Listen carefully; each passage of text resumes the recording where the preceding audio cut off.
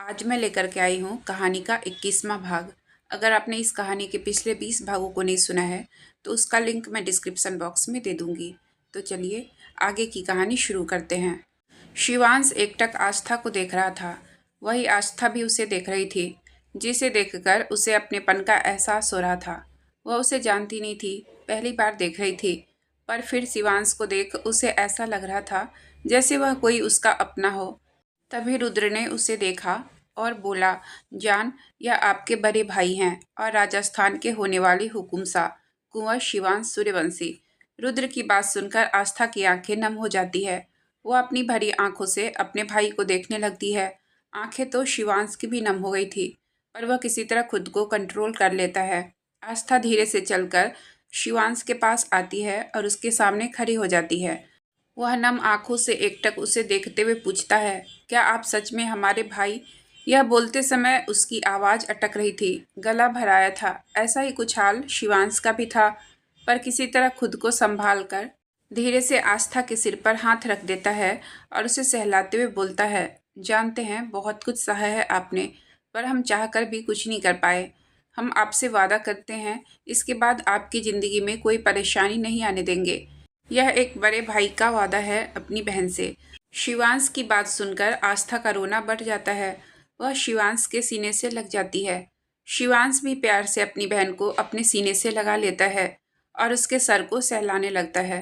रुद्र भी उन दोनों भाई बहन को देख रहा था।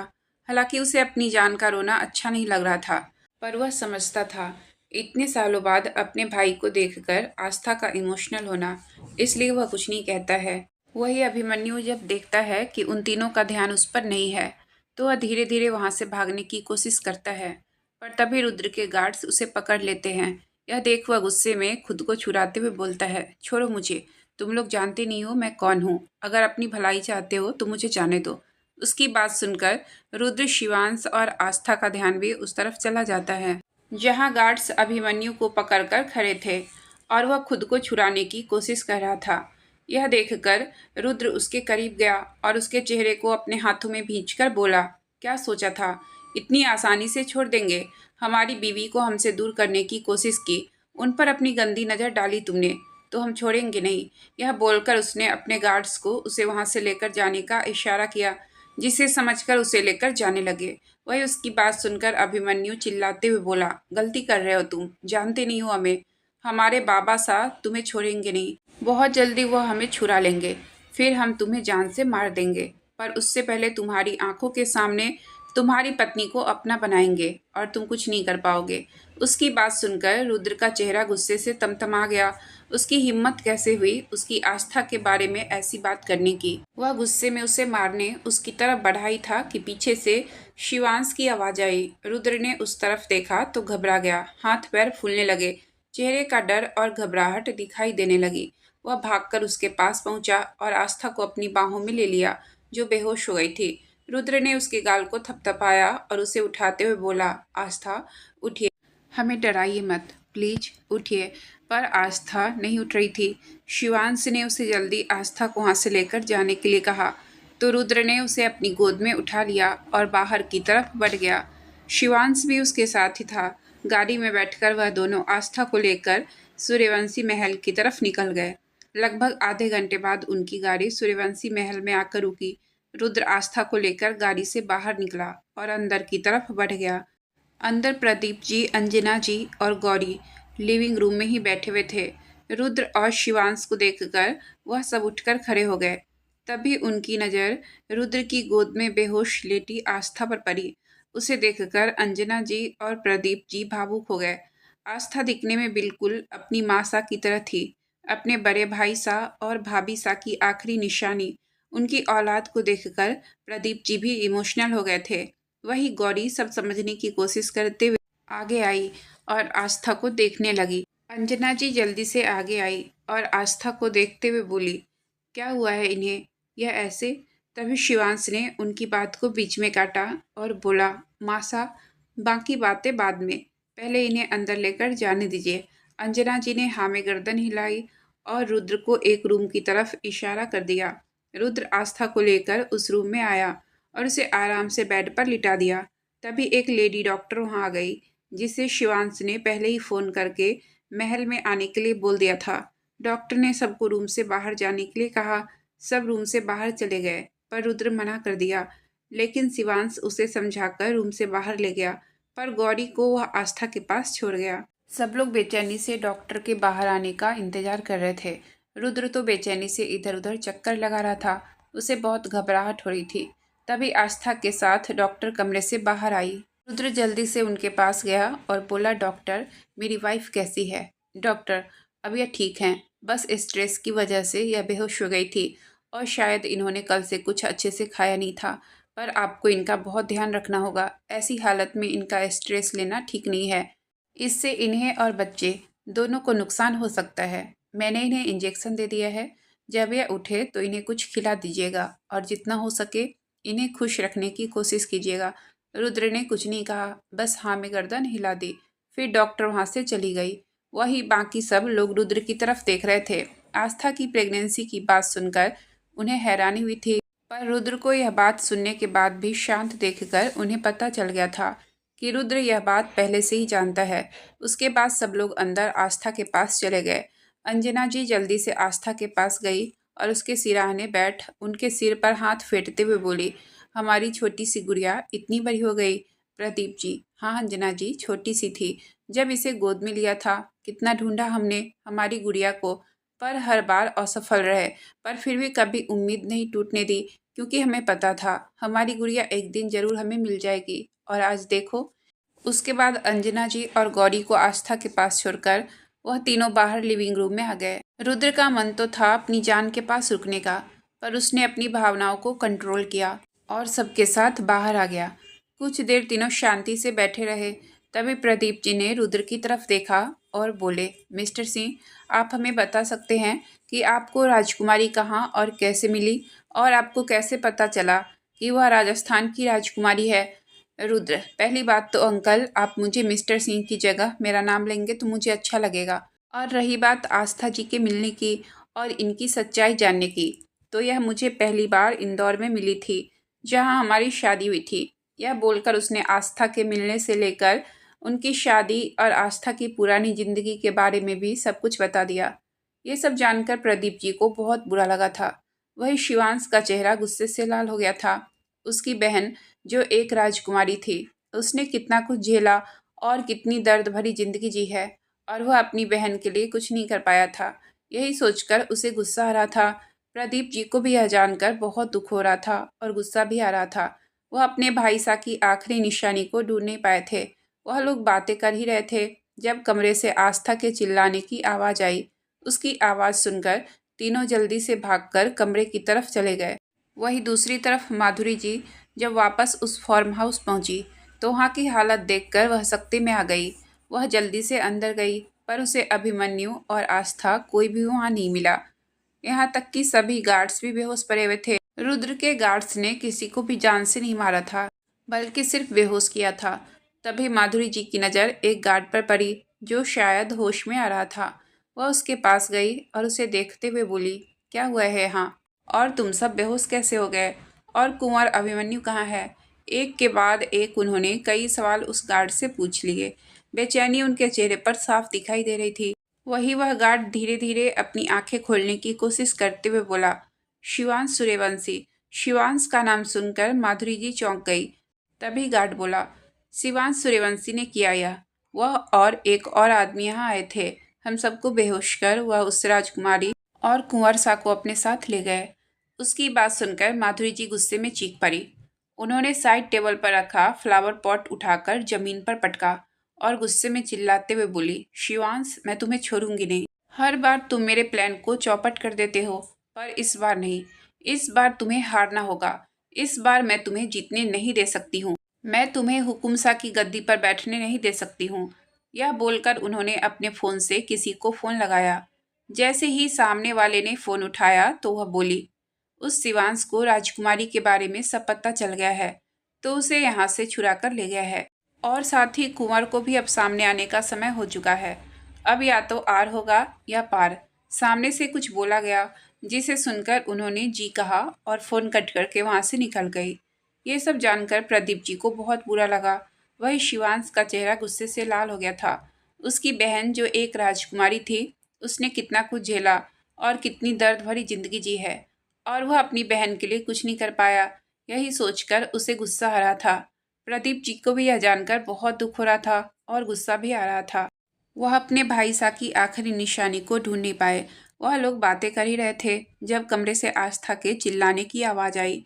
उसकी आवाज सुनकर तीनों जल्दी से भागकर कमरे की तरफ चले गए। रुद्र जल्दी से रूम में आया तो देखा कि आस्था बहुत पैनिक कर रही थी।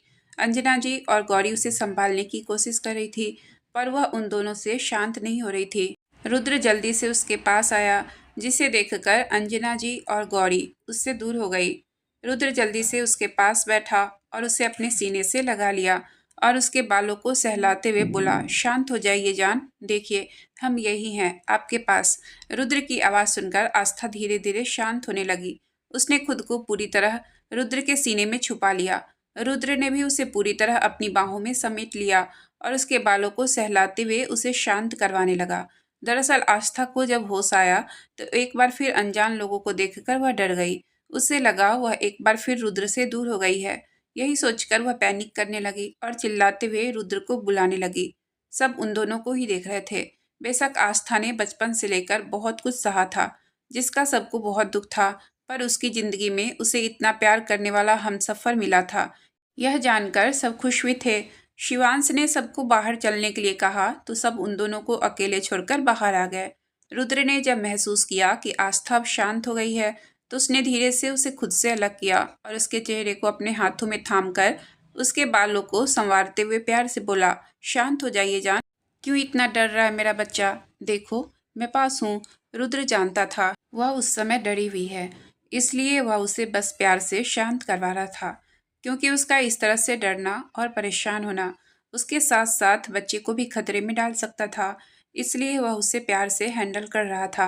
रुद्र की बात सुनकर आस्था ने उसे भरी आंखों से देखा और बोली, हमें लगा हम फिर आपसे दूर हो गए हैं। हमें आपसे दूर नहीं होना है रुद्र जी, हमें बस आपके पास रहना है, प्लीज।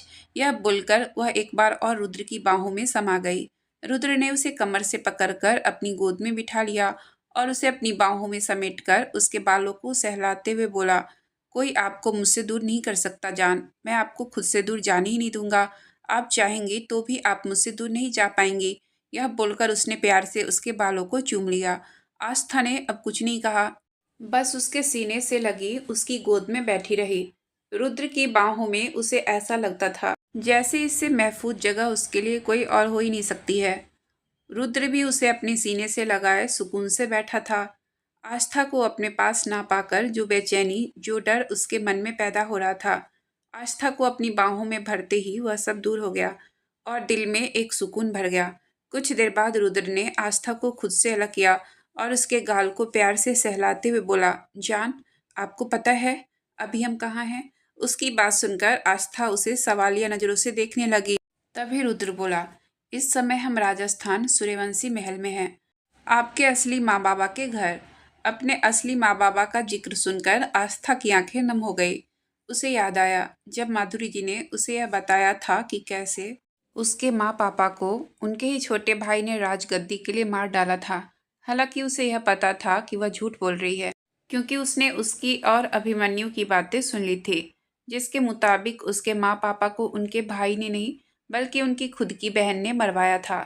वह यह सब सोच रही थी, पर रुद्र की आवाज़ से वह होश में आई और उसकी तरफ देखने लगी। रुद्र, आपको पता है अभी जो औरत आपके पास थी वह आपकी छोटी काकी सा थी, और उनके साथ जो दूसरी थी वह आपकी भाभी थी। आपके भाई और आपके काका ने आपको ढूंढने की बहुत कोशिश की। इनफैक्ट वह दोनों आज तक आपको ढूंढ रहे थे, पर आप उन्हें कहीं मिल ही नहीं पाई। सबने उन्हें बोल दिया था कि आप इस दुनिया में नहीं हो, पर उन्हें विश्वास था कि आप जिंदा हो। कैसे भी करके वह अपने भाई भाभी की आखिरी निशानी को ढूंढना चाहते थे, पर दुश्मनों ने उन्हें कभी आप तक पहुंचने ही नहीं दिया। उसकी बातें सुनकर आस्था की आंखों से झरझर आंसू बहने लगे। देखते ही देखते वह जोर जोर से रोने लगी। रुद्र को पता था कि उसने बचपन से कितनी तकलीफें सही है, कितने दर्द से गुजरी थी उसकी जान। रुद्र चाहता था कि वह आज रोकर अपने दिल का सारा दर्द बाहर निकाल दे, इसलिए उसने उसे चुप नहीं करवाया और अपने सीने से लगाकर बस उसके बालों को सहलाने लगा। तभी आस्था रोते हुए बोली, हमारी क्या गलती थी? हमने किसी का क्या बिगाड़ा था जो हमें इतनी तकलीफ दी? हमें लगता था कि हमारे जन्म लेते ही हमारी माँ चल बसी, इसलिए बाबा हमसे प्यार नहीं करते, क्योंकि हमारी वजह से माँ चली गई।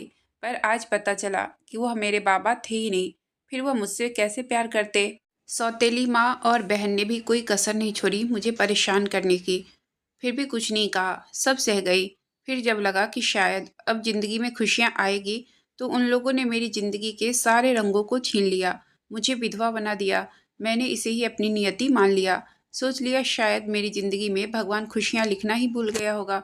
पर फिर उसी भगवान ने आपको मेरी जिंदगी में भेज दिया, एक फरिश्ते की तरह, जिसने मेरी बेरंग जिंदगी में अपने प्यार के रंग भर दिए। आपने मुझे वह हर खुशी दी जिसके लिए मैं तरसती थी।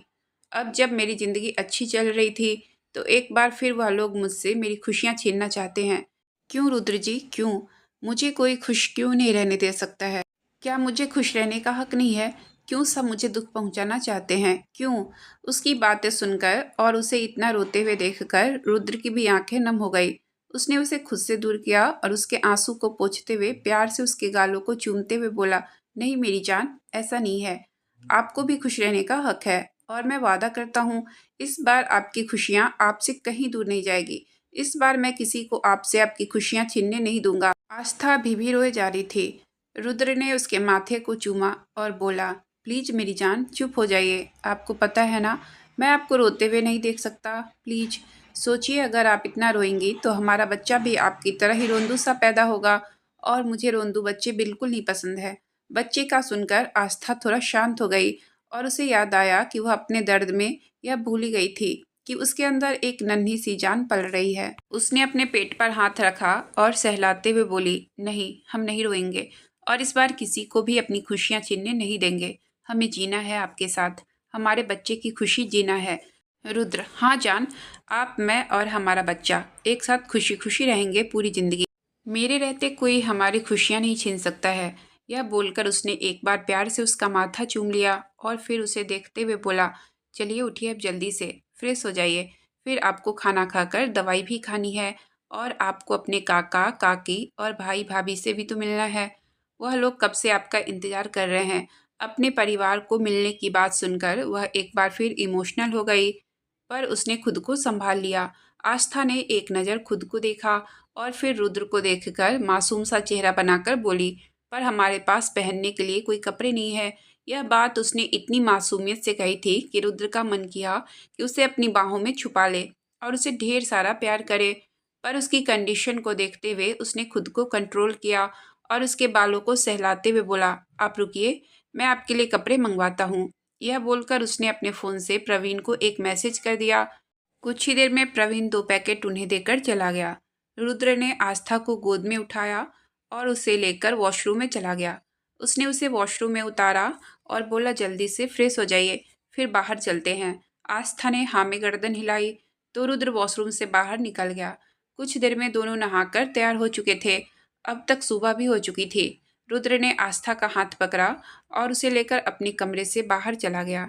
अंजना जी, प्रदीप जी और शिवांश के साथ उनकी दादी साहब भी लिविंग रूम में बैठे हुए थे।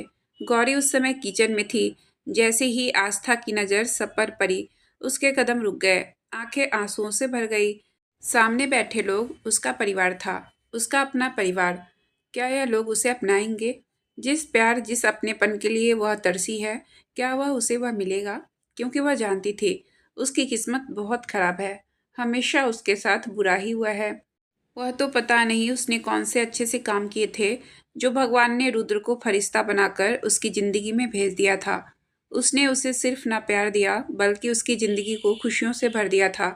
उसकी बेरंग ज़िंदगी में अपने प्यार के रंग भर दिए थे उसने।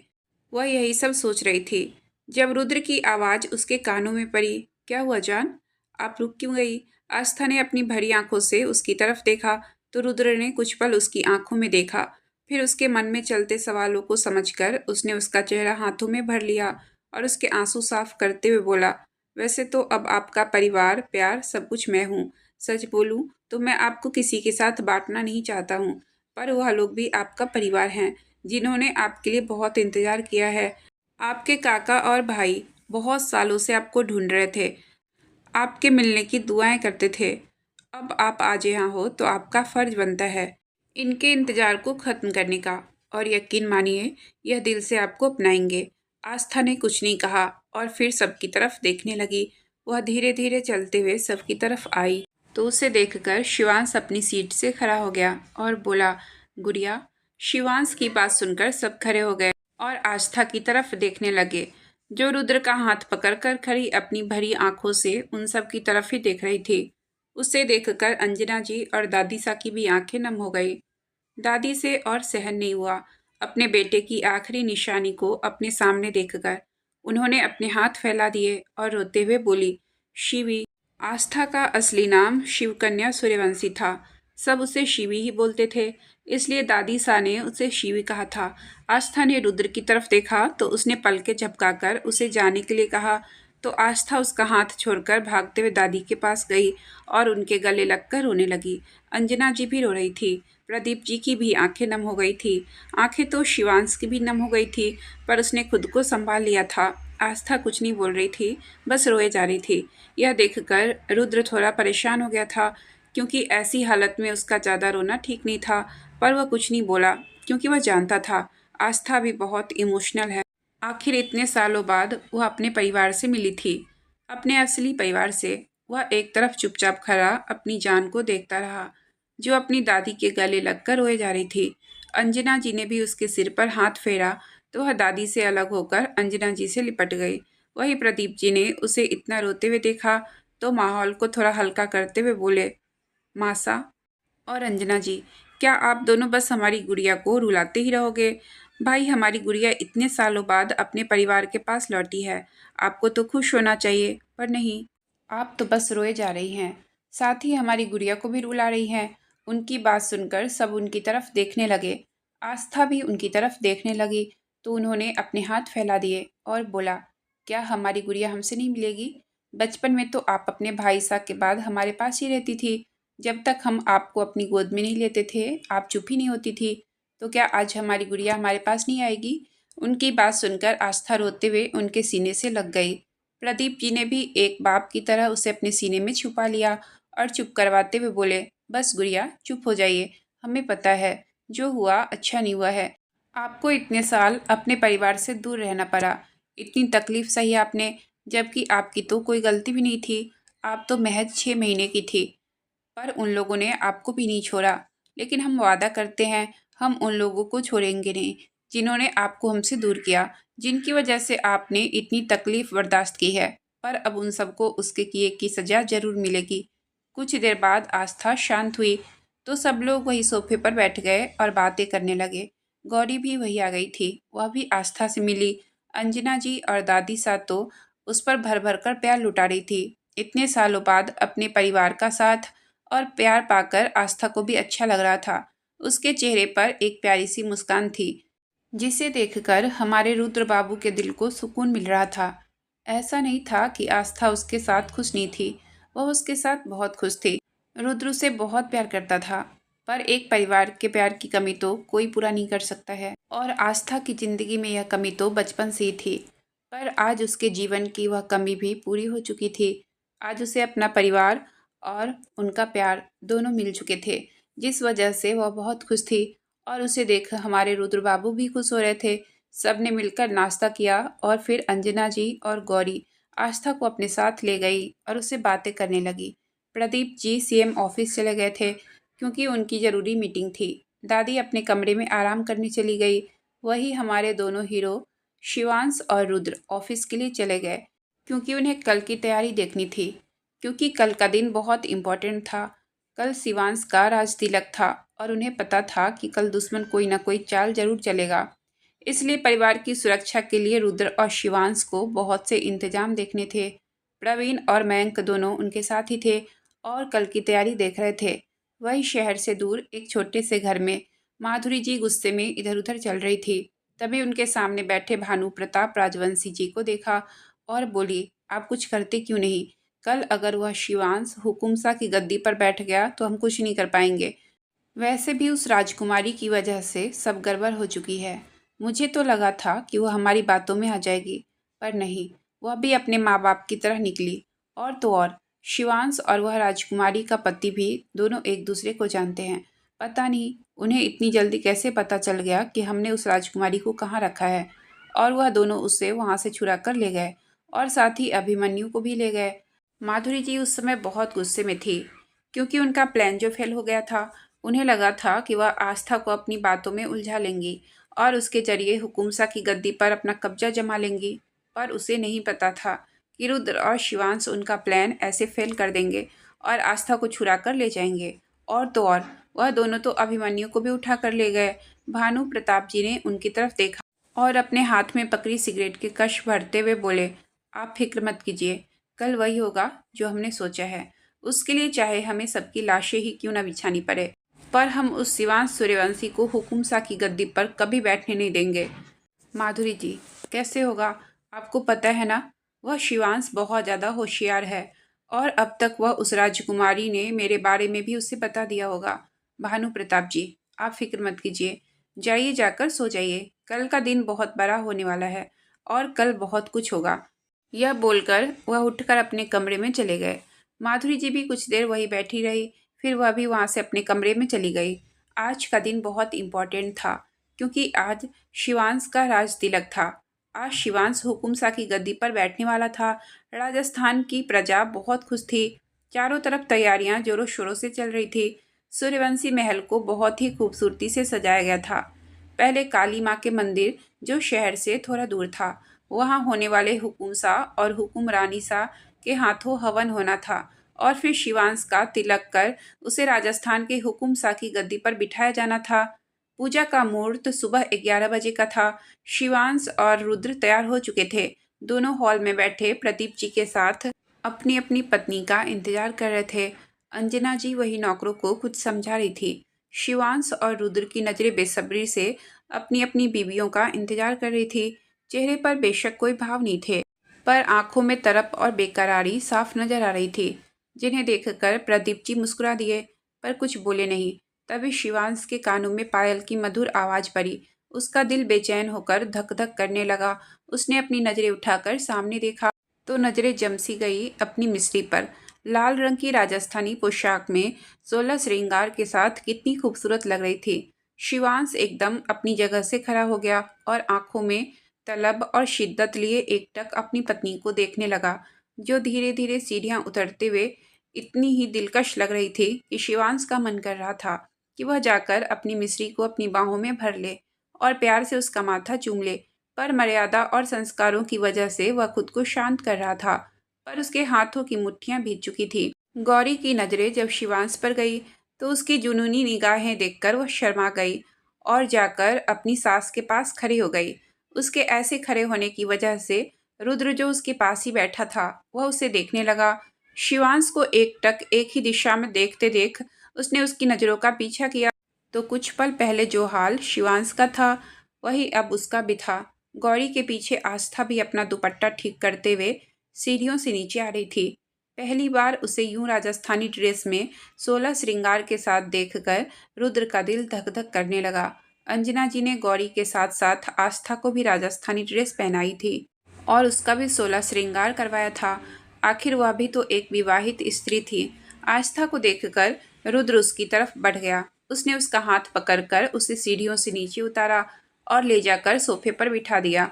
उसने झुककर उसके माथे को चूमा और बोला, बहुत प्यारी लग रही हैं आप। उसकी बात सुनकर आस्था मासूम सा चेहरा बनाकर बोली, सच्ची? छोटी माँ ने हमें यह सब पहनाया है। उसकी बात सुनकर शिवांश भी उसके सिर पर हाथ रखते हुए बोला, सच में गुड़िया, बहुत ही सुंदर लग रही हैं आप। अपने पति और भाई से अपनी तारीफ सुनकर आस्था मुस्कुरा दी। अंजना जी ने उसकी नजरें उतारी और उसे काला टीका लगाते हुए बोली, किसी की नजर ना लगे हमारी गुड़िया को। इतने सालों बाद अपने परिवार का प्यार पाकर आस्था बहुत खुश थी। उसे खुश देखकर रुद्र भी खुश था। शिवांश ने अपनी तिरछी नजरों से गौरी की तरफ देखा, जो वही खड़ी मुस्कुराते हुए आस्था और अंजना जी को देख रही थी। तभी अंजना जी ने उसे अपने पास बुलाया और उसकी भी नजरें उतारते हुए उसे काला टीका लगा दिया। गौरी की मुस्कान और भी गहरी हो गई थी। उसे मुस्कुराते देखकर शिवांश उसे अपनी जुनूनी शिद्दत भरी निगाहों से देखने लगा। उसका मन कर रहा था कि वह गौरी को उठाकर सबसे दूर कहीं ले जाए और उसे अपनी बाहों में छुपा ले, पर हाय रे मजबूरी। उसने अपनी भावनाओं को कंट्रोल किया और सबको देखते हुए बोला, चलिए मुहूर्त का समय होने वाला है। सबने हाँ में गर्दन हिलाई और उठकर बाहर की तरफ चल दिए। एक गाड़ी में प्रदीप जी और अंजना जी के साथ दादी चली गई। एक गाड़ी में ड्राइवर के साथ रुद्र और आस्था थे और शिवांश की ब्लैक चमचमाती गाड़ी में वो अपनी मिस्री के साथ बैठ गया। अब भाई बंदे को अपनी बीवी के साथ कुछ समय अकेले रहना था। तीनों गाड़ियां महल से निकलकर शहर से बाहर काली माँ के मंदिर की तरफ बढ़ गए। उन तीनों गाड़ियों के आगे पीछे चार चार गार्ड की गाड़ियां थी, जिनमें रुद्र और शिवांश दोनों के गार्ड थे। गाड़ी में बैठकर गौरी ने अपने पास बैठे अपने पति की तरफ देखा, जो फोन पर किसी से बात कर रहा था और कुछ समझा रहा था। यह देखकर गौरी खिड़की से बाहर देखने लगी। शिवांश बात कर फोन अपनी जेब में रखा और एक बटन दबाकर गाड़ी में पार्टीशन ऑन कर दिया। अब उन दोनों को कोई नहीं देख सकता था। यह देखकर गौरी ने उसकी तरफ देखा तो वह अपनी जुनूनी निगाहों में शिद्दत भरे अपनी पत्नी की तरफ ही देख रहा था। यह देखकर गौरी का चेहरा शर्म से लाल हो गया था। उसने अपनी नज़रें झुका ली और अपने हाथों की उंगलियों को आपस में उलझाने लगी। वही अपनी मिस्री को ऐसे शर्माते देखकर शिवांश के चेहरे पर एक कातिल मुस्कान आ गई। उसने गौरी के हाथ को अपने हाथ में पकड़ लिया और उसे देखते हुए सच्ची शिद्दत और प्रेम से बोला, बहुत सुंदर लग रही है मेरी जान, बिल्कुल मेरी नई नवेली दुल्हन की तरह। उसकी बात सुनकर गौरी मुस्कुरा दी। तभी शिवांश फिर बोला, मेरी जान सच कहें तो हमारा मन कर रहा है आपको यहाँ से भगाकर कहीं दूर ले जाएं और अपनी बाहों में छुपाकर आपको ढेर सारा प्यार करें। हम सच बोल रहे हैं जान, एक बार यह सब खत्म हो जाए फिर हम आपको लेकर कहीं बाहर जाना चाहते हैं। आपके साथ अकेले में वक्त बिताना चाहते हैं, जहाँ बस आप और हम हो और कोई भी हमारे बीच तीसरा ना हो हमें डिस्टर्ब करने के लिए। बोलिए, चलेंगी आप हमारे साथ जहाँ हम आपको लेकर चलें? उसकी बात सुनकर गौरी शर्माते हुए बोली, जहाँ आप वहाँ हम, आप जहाँ लेकर जाना चाहें ले जा सकते हैं, हम चलेंगे आपके साथ। उसकी बात सुनकर शिवांश के चेहरे पर एक दिलकश मुस्कान आ गई। उसने गौरी का चेहरा हाथों में भरा और प्यार से और सच्ची शिद्दत से उसके माथे को चूम लिया। गौरी की आंखें उस एहसास से बंद हो गई। वही रुद्र की गाड़ी में रुद्र ने आस्था को सीट से उठाकर अपनी गोद में बिठा लिया। यह देखकर प्रदीप, जो ड्राइवर के साथ आगे बैठा था, उसने एक बटन दबाकर गाड़ी में पार्टीशन ऑन कर दिया ताकि उसके बॉस और लेडी बॉस को डिस्टर्ब ना हो और वह अपना प्राइवेट टाइम एक दूसरे के साथ बिता सके। वैसे भी उसे पता था पिछले 2-3 दिनों से उसके बॉस को बिल्कुल टाइम नहीं मिला था उसके लेडी बॉस के साथ बिताने के लिए। रुद्र को ऐसे आस्था को गोद में बिठाने की वजह से आस्था उसे देखने लगी तो रुद्र ने प्यार से उसके माथे को चूम लिया और उसे अपने सीने से लगाए हुए बोला, आप ठीक तो है ना जान? मतलब कोई परेशानी तो नहीं? अगर कुछ भी प्रॉब्लम हो तो आप मुझे बता सकती हैं। आस्था ने उसके सीने से सर बाहर निकाला और उसे देखते हुए बोली, मैं बिल्कुल ठीक हूँ रुद्र जी, आप परेशान मत होइए। रुद्र ने उसे फिर से अपने सीने से लगा लिया और अपनी बाहों में भरते हुए बोला, आप नहीं जानती जान, आपको उस दिन गायब देखकर मेरी क्या हालत हुई थी। सांस नहीं आ रही थी मुझे, ऐसा लग रहा था जैसे आपके बिना यह सांसें ही रुक जाएगी। उसकी बात सुनकर आस्था ने जल्दी से उसके होठों पर अपना हाथ रख दिया और बोली, यह कैसी बातें कर रहे हैं आप? बहुत मुश्किल से तो मेरी ज़िंदगी में खुशियाँ आई है। इतने सालों बाद मुझे मेरा परिवार मिला है और इन सब की वजह आप हैं और अब आप ही ऐसी बातें कर रहे हैं। मैं बेशक कहती नहीं हूँ रुद्र जी, पर मैं आपसे बहुत प्यार करती हूँ। आपके बिना एक पल भी नहीं रह सकती मैं। अब तो हम दोनों के प्यार की निशानी हमारा बच्चा भी आने वाला है, फिर आप ऐसी बातें क्यों कर रहे हैं? यह बोलकर उसने अपने पेट पर हाथ रख दिया। रुद्र ने भी उसके हाथ पर अपना हाथ रखा और बोला, माफ़ कीजिए जान, आगे से ऐसा कुछ नहीं कहूँगा और मैं भी आपसे बहुत प्यार करता हूँ, इतना जितना आप सोच भी नहीं सकती। अब बस जल्दी से यह हमारी ज़िंदगी में आ जाए, बस फिर मुझे और कुछ नहीं चाहिए। यह बोलकर उसने झुककर आस्था के पेट को चूम लिया। आस्था शर्मा गई। यह देखकर रुद्र मुस्कुरा दिया और उसे अपने सीने से लगाकर उसके बालों को सहलाने लगा। कुछ देर बाद उनकी गाड़ियां शहर से बाहर काली माँ के मंदिर पहुंच गई। सब गाड़ियों से बाहर निकले और अंदर की तरफ बढ़ने लगे। हजारों की भीड़ में वहाँ लोग मौजूद थे। वहाँ कोई और नहीं, राजस्थान की जनता थी जो अपने होने वाले हुकुम शाह और हुकुम रानी शाह को देखने आए थे। रुद्र और शिवांश के बॉडीगार्ड उन्हें प्रोटेक्ट कर रहे थे। जनता हुकुम शाह की जय और हुकुम रानी शाह की जय के नारे लगा रही थी। आस्था यह सब कुछ पहली बार देख रही थी। वह बस हैरानी से चारों तरफ देख रही थी। वही रुद्र उसे संभाल रहा था। गौरी के माता पिता और भाई भी वहां मौजूद थे। कुछ ही देर में सब मंदिर के अंदर पहुंच गए, जहां पुरोहित जी पहले से ही मौजूद थे। प्रदीप जी जाकर एक थोड़ी ऊंची जगह पर खड़े हो गए। वहां से पूरी जनता उन्हें देख सकती थी। उन्होंने अपना हाथ उठाकर उन्हें शांत रहने के लिए कहा, तो सब एकदम शांत हो गए।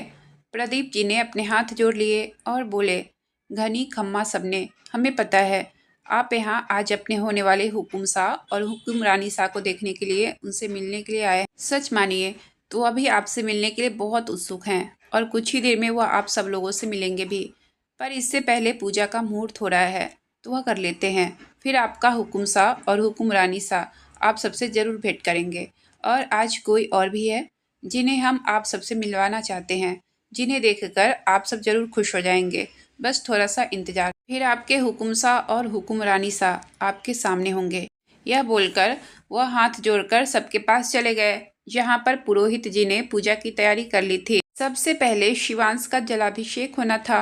पुरोहित जी ने उसे कपड़े चेंज करने के लिए कहा, तो वह मंदिर में ही बने पीछे एक कमरे में चला गया।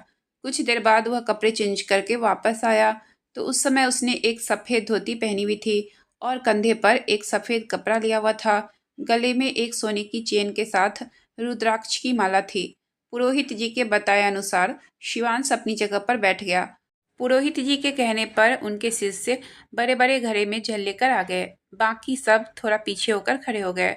उन बड़े बड़े घड़े के जल से उसका जलाभिषेक किया गया। यह सब होने के बाद दोनों पूजा स्थल पर बैठ गए। पुरोहित जी भी अपने शिष्यों के साथ पूजा की वेदी पर बैठ गए। दोनों का तिलक कर यज्ञ आरंभ हुआ।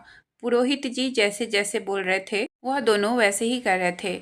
यज्ञ में आहुति के लिए एक थाल दोनों को दिया गया। दोनों यज्ञ में आहुति देते हुए मंत्रों का उच्चारण करने लगे। लगभग 1 घंटे बाद यज्ञ खत्म हुआ। पुरोहित जी अपनी जगह से उठे। उन्होंने एक थाल शिवांश और गौरी की तरफ बढ़ाई और उन्हें काली माँ की आरती करने के लिए कहा। दोनों ने मिलकर काली माँ की आरती की। उसके बाद पुरोहित जी ने दोनों को तिलक लगाकर उनके हाथों में एक मौली बांधकर कुछ मंत्र बुदबुदाए। शिवांश को एक साफा पहनाया गया और उस पर एक खूबसूरत ब्रोच लगाया गया। पुरोहित जी ने एक थाल गौरी के आगे की और बोले, हुकुम रानी शाह, रिवायत के मुताबिक थाल में मौजूद सभी चीज़ें आप हुकुम शाह को भेंट करेंगी। गौरी ने हाँ में गर्दन हिलाई और उस थाल में मौजूद तलवार उठाकर अपने माथे से लगाकर शिवांश की तरफ बढ़ा दी। शिवांश ने तलवार ली और अपने माथे से लगाकर अपने पास रख ली। उसकी नज़रें अपनी मिस्री के चेहरे पर टिकी हुई थी, जो घूंघट में छुपा हुआ था, पर वह फिर भी अपनी मिस्री को देख सकता था। आज उसे अपनी मिस्री के चेहरे का तेज अलग ही प्रतीत हो रहा था। तभी गौरी ने थाल में पड़ी मोजरी उठाई और शिवांश के पैरों में पहनाने लगी। अपनी मिस्री के हाथों को अपने पैरों पर महसूस करके शिवांश ने उसके हाथ पकड़ लिए और उसे देखते हुए शिद्दत, जुनून और असीम प्रेम से बोला, आपकी जगह हमारे पैरों में नहीं, हमारे दिल में है हुक्मरानी शाह। आपको यह सब करने की ज़रूरत नहीं है। आप हमारी रानी हैं, हमारे सर का ताज हैं और ताज सर पर सजाया जाता है, ना कि पैरों में रखा जाता है। उसकी बात सुनकर प्रदीप जी, अंजना जी के साथ साथ पुरोहित जी भी मुस्कुरा दिए। वही अनुभव जी, वही गौरी के माँ पापा और भाई अपने लाडों के लिए शिवांश के मन में इतनी इज्जत और प्यार देखकर खुश और भावुक हो गए। वही शिवांश की बात सुनकर गौरी भी भावुक होकर घूंघट में से उसे देखने लगी, पर वह फिर खुद को संभाल कर वापस उसके पाँव में मोजरी पहनाते हुए बोली, पर अपने बड़ों के पाँव छूकर उनका आशीर्वाद लेना तो हमारा सौभाग्य है और हमसे बड़े भी हैं और हमारे पति भी, तो हमें आपके पाँव छूने में कोई आपत्ति नहीं है, बल्कि आपका आशीर्वाद हमें प्राप्त हो तो हम खुद को खुशनसीब समझेंगे। यह बोलकर उसने उसके पाँव में मोजरी पहनाकर उसके पाँव छू लिए। शिवांश ने उसके सिर पर हाथ रखा और शिद्दत और लगन से बोला, हमेशा खुश रहिए, आपका सुहाग अखंड रहे, आपको दुनिया जहाँ की खुशियाँ मिले। गौरी ने आंखें बंद कर अपने पति के आशीर्वाद को ग्रहण किया। तभी पुरोहित जी शिवांश को देखकर बोले, हुकुम राजा सा, यह जो दायित्व तो आपको आज मिला है, वर्षों से आपके पूर्वजों ने इसे संभाला है। उन्होंने इस कर्तव्य का पालन सच्ची निष्ठा और ईमानदारी से किया है। आपसे भी यही उम्मीद है कि आप भी अपने हर कर्तव्य का पालन सच्ची निष्ठा और ईमानदारी से करेंगे। हजारों लोगों की जिम्मेदारी आपके कंधों पर है। सिर्फ आपसे ही नहीं, हुकुम रानी शाह से भी हमें उम्मीद है। आप दोनों मिलकर इन सभी जिम्मेदारियों को सच्ची निष्ठा और ईमानदारी के साथ निभाएंगे। यह सिर्फ एक पद नहीं बल्कि जिम्मेदारी है, लाखों लोगों का विश्वास है जिसे आप दोनों को मिलकर निभाना है। हर परिस्थिति में एक साथ खड़े रहना और कदम से कदम मिलाकर चलना है। हुकुमरानी सा, जैसे आज तक आप हुकुम सा के साथ कदम से कदम मिलाकर चलती आई हैं, उम्मीद है आगे भी आप इनके साथ कदम से कदम मिलाकर चलेंगी, इनका हर परिस्थिति में साथ देंगी। गौरी ने हाँ में गर्दन हिलाई और फिर दोनों ने साथ मिलकर पुरोहित जी का आशीर्वाद लिया। सभी लोग खुश थे, आस्था भी बहुत खुश थी। तभी पीछे से आवाज आई, रुक जाओ, हम नहीं मानते इसे अपना हुकुम सा। मुझे ये कहते हुए बिल्कुल भी अच्छा नहीं लग रहा है, बट मैंने ये स्टोरी जिनसे बाय की थी उन्होंने कहा था कि इसका 2 ही पार्ट उनको लिखना बचा हुआ है और मैंने उनसे बाय की थी अक्टूबर में ही। अभी दिसंबर चल रहा है। इन 2 महीनों में मैंने उनसे कई बार रिक्वेस्ट की है कि मैम प्लीज़ स्टोरी कंप्लीट कर दीजिए, बट वह नहीं कर रही हैं और मुझे ऐसे आधी अधूरी स्टोरी बिल्कुल भी अच्छी नहीं लगती है। बट मैं क्या करूं? इसलिए मैं आप सबसे माफ़ी चाहती हूं और मुझे उम्मीद है कि आप लोग मेरी बात को समझेंगे।